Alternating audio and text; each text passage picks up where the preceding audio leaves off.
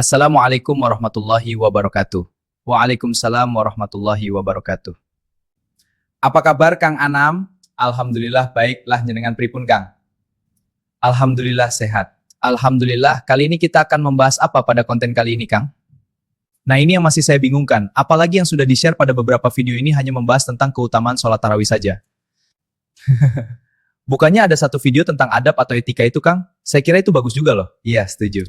Benar itu Kang, di video itu kita bisa lebih tahu tentang profesional dalam beretika atau beradab. Karena memang kebanyakan orang hanya mewajibkan beradab kepada yang lebih tua saja, dan mengabaikan etika lainnya. Dan semua itu sudah jelas dalam 4 poin yang saya sebutkan di video saya tentang standar adab dan etika menurut kitab Taisir itu. Tapi faktanya orang yang berilmu itu lupa akan semua itu Kang. Mereka mengandalkan ilmunya dibanding etika dalam komunikasi satu. Bener itu bener. Loh itu fakta Kang. Kalau dalam ilmu psikologi ini tentang kecerdasan emosional Kang. Daniel Goleman dalam bukunya Emotional Intelligence, ia menekankan bahwa kemampuan mengelola emosi dan empati lebih penting daripada IQ.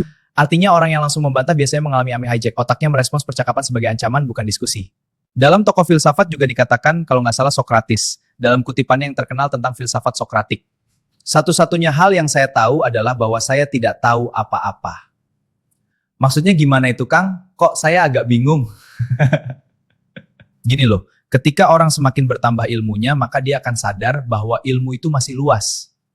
Artinya, dia akan merasa bahwa ilmunya masih butuh pengetahuan lain hanya untuk kebenaran mutlak. Stoikisme mengajarkan bahwa kita tidak bisa mengontrol ucapan orang lain, tapi kita bisa mengontrol reaksi kita. Stoikisme mengajarkan bahwa kita tidak bisa mengontrol ucapan orang lain, tapi kita bisa mengontrol reaksi kita. Jero iki Kang. Seseorang yang terdidik secara mental akan melakukan jeda antara stimulus dan respon. Betul Kang, itu ide yang bagus. Jika langsung sensitif, artinya orang tersebut belum merdeka atas emosinya sendiri. Menarik sekali Kang, bisa dijelaskan lebih lanjut? Seringkali orang yang baru tahu sedikit hal cenderung merasa paling tahu segalanya dan sangat vokal membantah.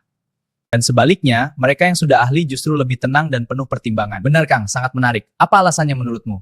Kamu tahu mengapa seseorang menjadi sensitif dan suka membantah? Apa itu Kang? Tambah panjang lebar ini. Secara psikologis, ada beberapa alasan mengapa orang berpendidikan tetap melakukan hal tersebut.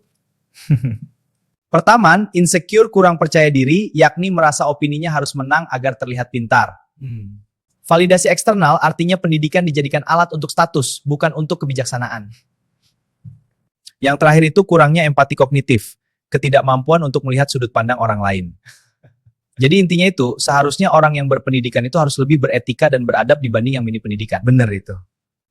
Tapi Kang, ngomong-ngomong pembahasan kita sudah panjang lebar pada video ini. Bener itu, nggak terasa ya. Kira-kira nih, yang nonton ini suka nggak pembahasan ini? Gimana kalau kita tanya langsung?